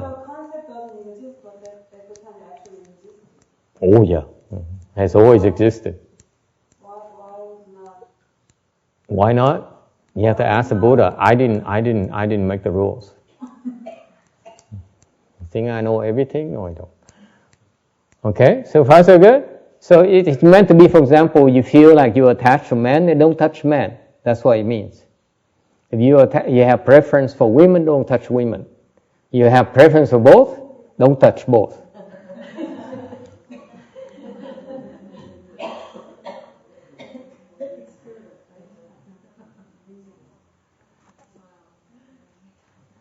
Is that clear enough for you? Okay. Yeah. Sometimes you have to be blunt for my students. Khi phải nói trắng, nói trợn ra nhưng thôi. Nhưng rồi họ không hiểu. Okay, anyone else? Any other comments? Ai có thắc mắc gì khác không? Có ý kiến gì khác không? So actually, the real, you know, the monks, the left form people go to great lengths to avoid the contact. Thành ra cái người xuất gia tránh cái sự xúc chạm dễ sợ. Because it's very reason. One, you have touch. It's very very difficult. It builds attachment. Tại vì khi mà được xúc chạm á, thì nó tạo cái sự chấp trước rất là nặng mà khó là bỏ. Once you have contact, you create attachment that's very very difficult to undo. Tại Đức Phật dạy rằng khi vì mà xúc phạm rồi, nó tạo một cái sự chấp trước mà rất là khó mà bỏ. Why? Tại sao như vậy? Anyone knows? Có ai biết tại sao không? The Buddha is wonderful. Đức Phật hay dễ sợ lắm. He says, because I know you don't know, that's why I'm going to have to explain to you. Yes, sir. I believe it's a sense memory. Sense memory, có cái trí nhớ. Yes. Mr. Chan said probably it's part of like happiness, sadness, Excellent. love, Yes, yes, very close. enjoyment. Rất là đúng. Very close. Excellent. Okay. Korean Buddhism is not bad. Cái Phật giáo Đại Hàn khá thiệt. Anyone else? Why? What's the Buddhist principle behind it? Cái lý do Phật giáo, cái giáo lý Phật giáo ở chỗ nào? Anyone knows? Come on, impress the Koreans. Phải hơn người Đại Hàn nhé. I mean, he's only his first time here. My God, you're not going to embarrass us. Đừng có làm thầy mất mặt. Come on. Someone. Please.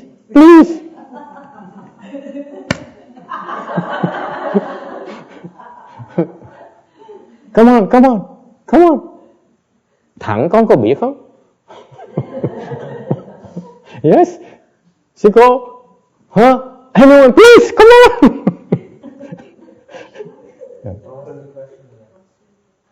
What's the principle behind it? Why is that touching creates such heavy attachment? It's very difficult to undo. Why is that? Tại sao cái sự xúc chạm nó tạo một cái chấp trước nặng không thể tưởng, rất là khó bỏ. It's one of the most difficult to undo. Lúc mà đụng rồi nó khó mà bỏ dễ sợ. It's very difficult. Yes, Vicky. Is it because sharing energy between the person? Close. Not as good as Korean. Cái này được nhưng mà chưa hay lắm. Yes, Korean.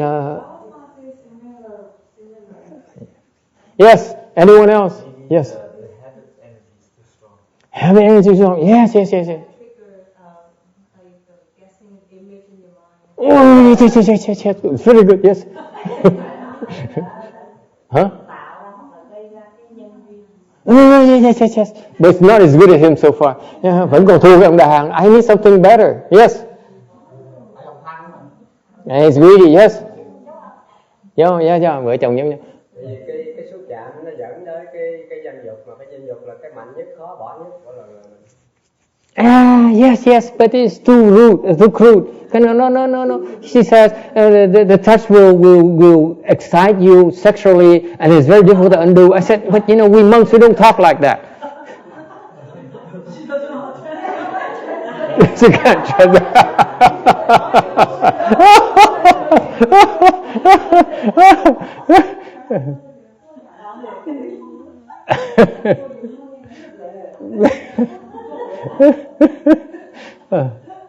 Tell you see our lecture is no holds bar. Nó người ta biết tới giảng kinh là khi nói cũng được hết á. Ông thầy nói chuyện kỳ quá. I mean, the monk he talks funny. Anyone else? Yes. You all right. You know why? I know you don't know. Cái gì không biết? You don't know. The Chinese Asian has có cái người Á Châu mình có câu cái gì nhớ gì không? Nam nữ thọ bất thân. Đúng không? Nhớ không? Có nhớ mấy câu kia? You remember? Nam nữ thọ bất thân. Yeah. Nam nữ sâu vũ sanh. Right? Yes. Koreans too? Really? Wow. What does it mean? Please. Men and women over 7 years old do not sit together. Really? That's what the Koreans do? No, I mean that's the meaning of Is that right? So he says that I didn't know what the expression means, by the way, for all this time. I just memorized because my mom says nam nữ thọ bất thân. I admit to you that my entire life, all I remember is my mom and my dad. So one of them says, "You cannot nam nữ thọ bất thân." Every time he look at me, nam nữ thọ bất thân. Every time he sees me, he says nam nữ thọ bất thân. That's why I know. I never know what it means. So I just knew from its look that I'm not supposed to be near her. That's all. And now Sarah says, if you're over 7 years old, you're not supposed to sit next to a girl. Yes? Not even next. Not even next. Không được. Cannot sit together. Nếu như quý vị trên 7 tuổi không có được ngồi chung với nhau. In fact, the monks have a precept says we cannot sit right next at all to the female. Remember that precept? Cannot be sit by ourselves next to the female. Anyway, yes.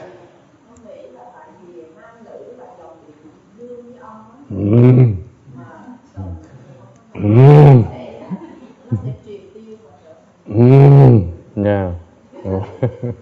It says the males has a positive current, the female has negative current. When you put together,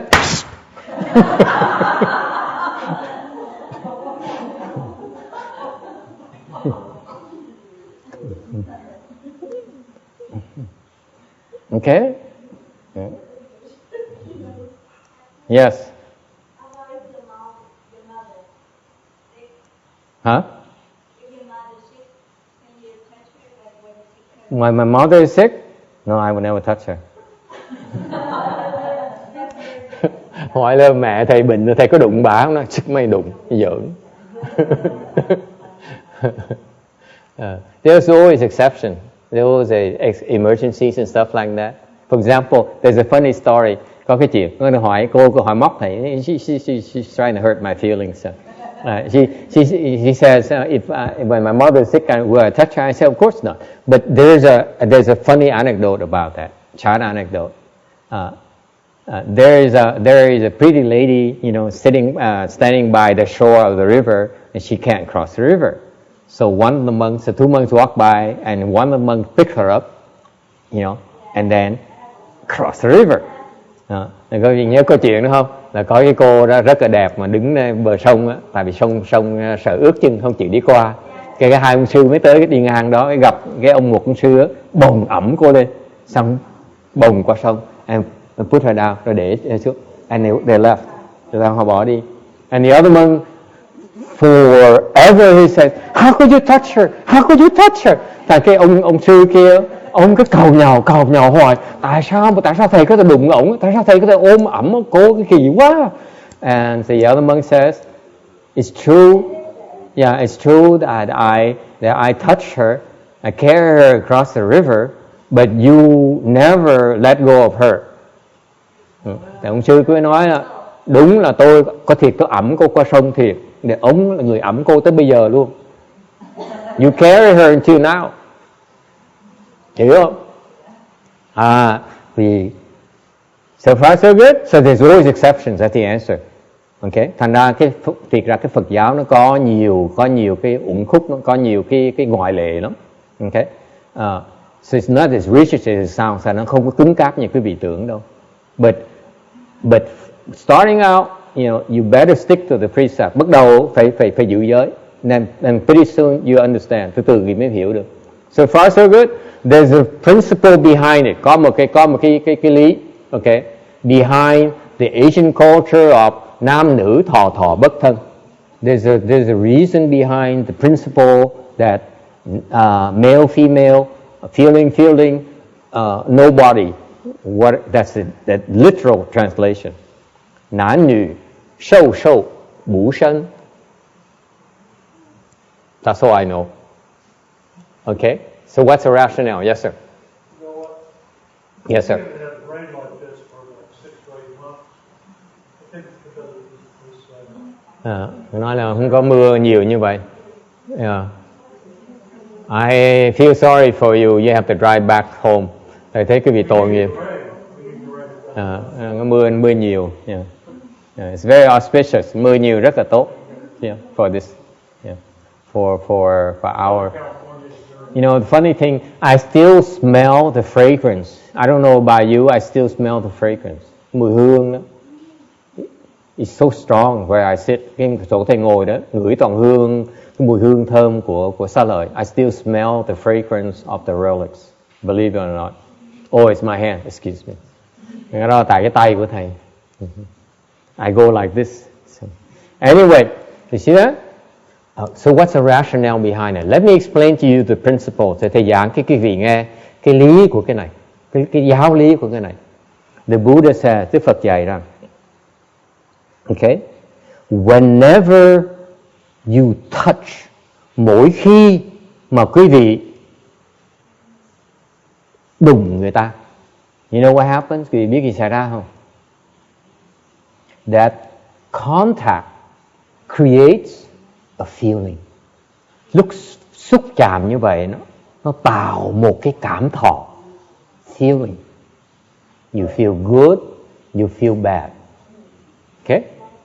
Quý vị cảm thấy thích hoặc là ghét. Agree or disagree? Yes or no? Oh, it is so nice. Đụng mới thấy, mình thích. Yes? Or, oh my God, it's so rough, it's so slimy. Hoặc là thấy nó ướt, nó khó chịu quá, nó nhờn khó chịu. Right? It creates feelings. Contact creates feelings.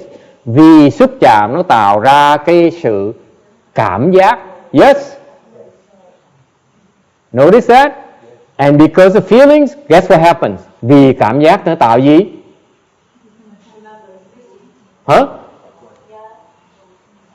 She says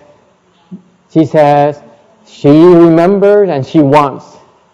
It's called, yes, what is that called? Cái đó gọi là gì? Love. I love the feeling. I love how silk feels. Tôi thích cái tơ, what's silk Vietnamese? Tơ, right? Yeah. How lụa nó mịn, nó. You see that? Agree, disagree? So, contact creates feeling and generates love. Tại quý vị thấy có ba cái nó tai hại dễ sợ lắm. Là mình đụng chạm đó, nó tạo cái cảm xúc và nó tạo cái sự yêu thích. Cái yêu thích này là bỏ không được. This is very difficult to undo. The feeling is instantaneous. Cái mà cái cảm xúc nó ngay lập tức. Yes, you feel, you like right away, immediately, right? Instantaneous. But the love is next. Vì cái này nó tạo ra một cái yêu thích instantaneously. Dễ sợ như vậy đó. And that's why, vì vậy, that's why, if you have daughters, nếu quý vị có con gái, what do you teach her? Dạy nó cái gì? Don't let him touch you. Con gái không để cho cái thằng con trai đụng mình. You hear me? And you think this is Mahayana is not practical at all. Và quý vị nghĩ là Phật pháp mình là trừu tượng hả? Same thing. If you have a boy, what do you tell him? Touch her. Còn con trai vậy nó sao? Đụng nó đi.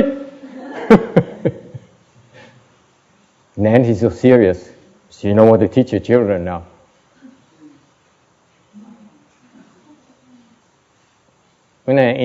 Isn't it interesting? Yes. For what?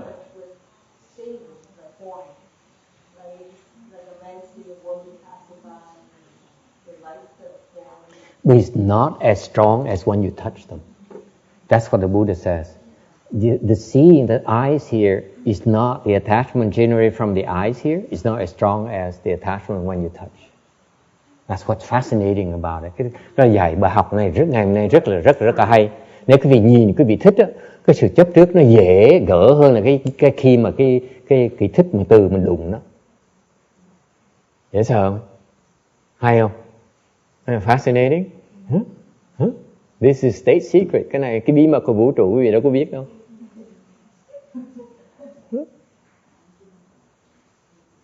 Yes.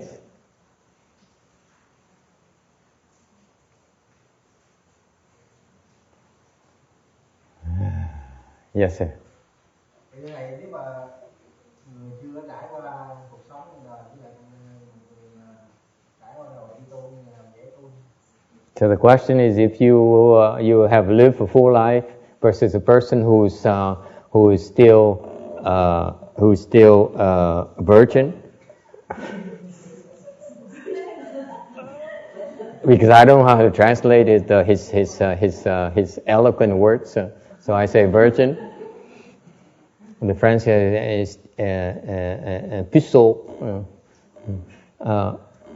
Then what is who has a better chance to cultivate?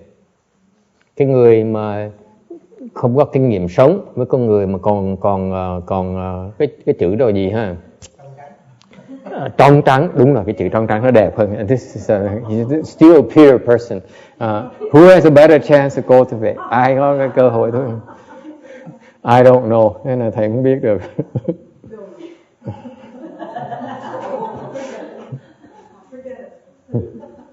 Yes? What do you think? Yes. I think it's case by case. Case by case.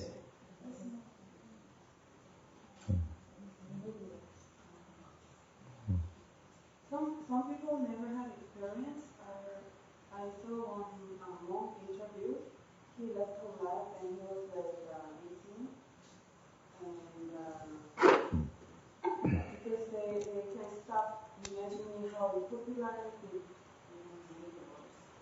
It depends, because Manjushri Bodhisattva, where is he? Right here. He became enlightened when he was still pure. He became a monk, and then he's at a very young age he became enlightened very quickly. Ngài Văn Thù Sư Lợi Bồ Tát đó, là đồng tử, là còn trong trắng lắm, còn nhỏ trong trắng lắm, thành đạo rất là lẹ. He became enlightened very quickly. The Taoist says once you have some life experience, it's very difficult. It's like a broken vessel. Bên Đạo giáo nói rằng nếu quý vị mà có kinh nghiệm sống rồi đó, thì giống như cái này mà nó bị bể rồi, thành khó mà chữa lắm. The attachment is much heavier once you have touched.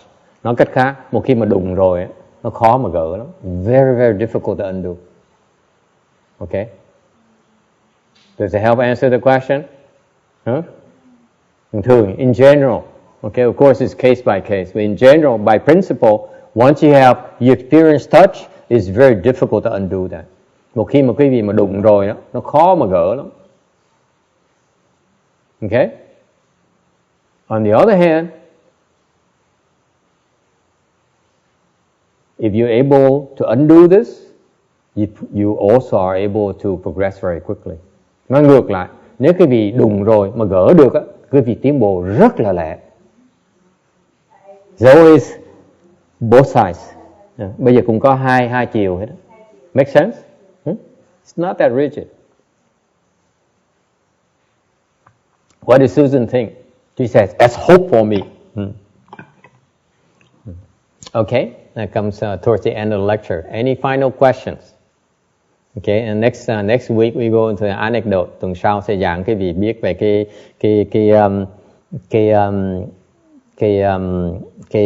những cái câu chuyện, cái công án 327. Any questions?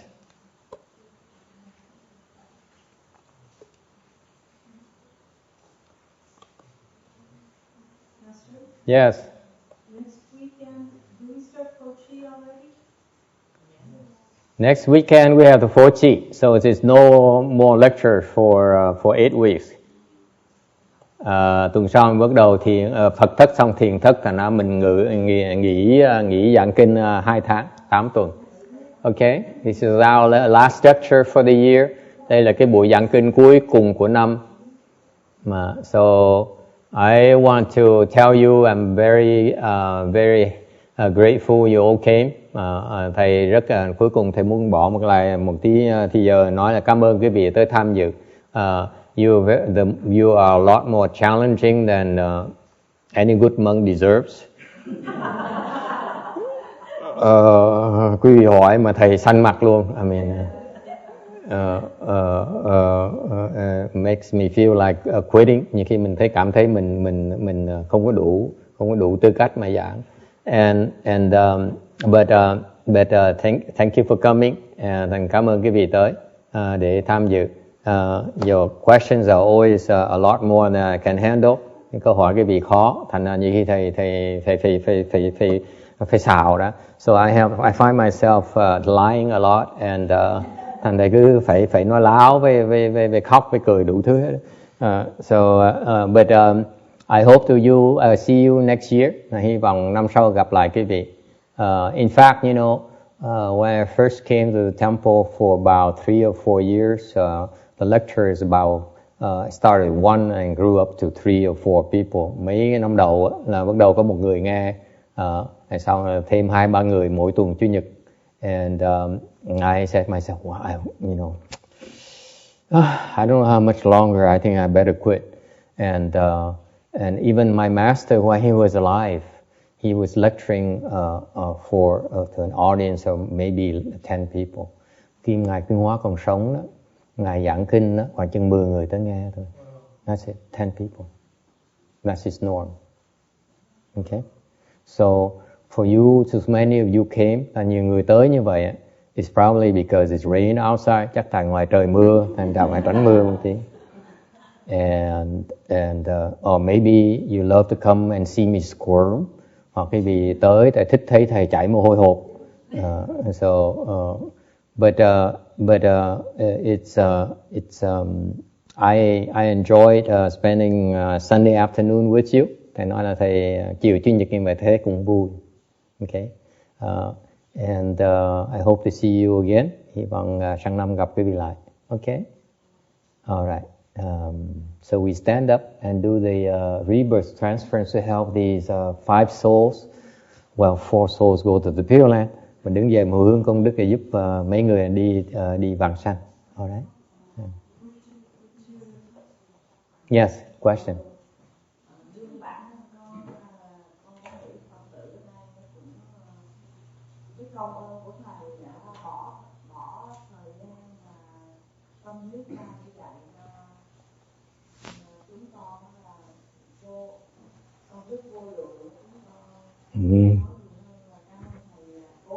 No, the fragrance is still here. Đúng rồi, cảm ơn, không sao con.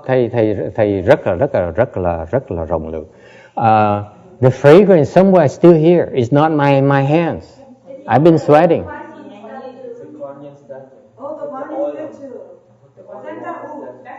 Sandalwood, right behind me. No wonder.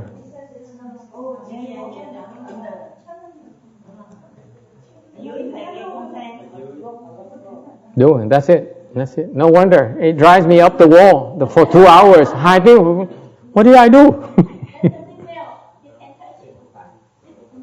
Wow, it's amazing. It's so fragrant. You smell it?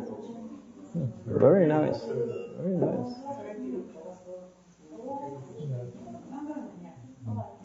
It's just like him, you know that? The peacefulness, cái an lạc mà he experiences is right here.